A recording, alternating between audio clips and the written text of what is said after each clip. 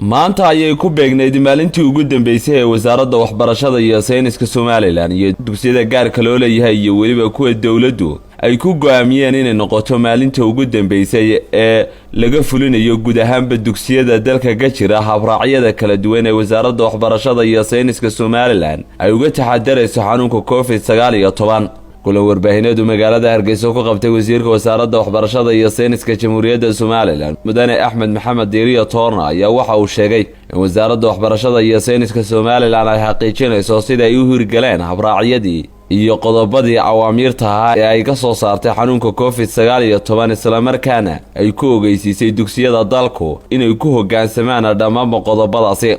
wasaaraddu waliba waxay ku shaqeysaa shuruucdeeda iyo siyaasadaha qaranka ee mas'uuliyadda wasaaradda walba loo xil saaray ama hay'ad walo oo dawlad loo xil saaray ka hadlaya lagu maamulo.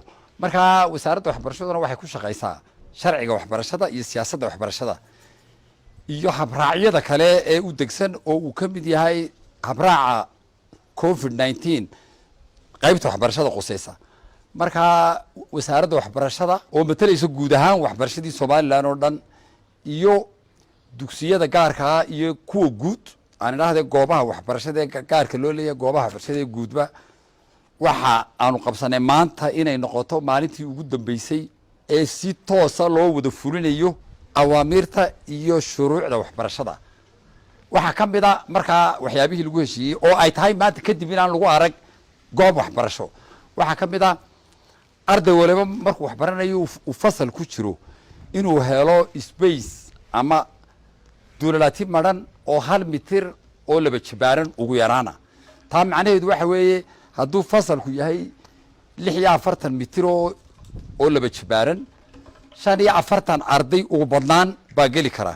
3 mitir laba jibaaranna waxa loo reebay macalinka iyo sabuuradda. waxa ka mid oo kale dhammaan inay ardayda iyo shaqaalaha goobaha waxbarashada macallimiinta ku jiraana ay xidhaan afsaabka. markaan hadalka aad su'aashay weydiisay baan iska furee waan xidhnaa waa adiga arkaa qof waliba waa inuu saa u xidho. geesta kalena wasiirka wasaaradda waxbarashada iyo sayniska Soomaaliland waxa uu fariin adag u diray dugsiyada u hoggaansami waaya awaamiirta ay wasaaradda waxbarashada iyo sayniska Jamhuuriyadda Soomaaliland ka soo saartay xanuunka COVID-19 taasoo ku saabsan badqabka caafimaad ee daayarta dhiganaysa dugsiyada dalka. waxaan markaa looga digayaa oo de waanu ku heshiinay oo arrintaasi wax laga heshiiyaa maahay dee sharciga ku qorantay laakiin waxaan isla qaadanay in maanta wixii ka dambeeya aan la arag goob waxbarasho oo aan ku dhaqmayn awaamirta COVID-19. waxa ka mid ah oo kale in shuruucdii waxbarashada oo dhan la raaco.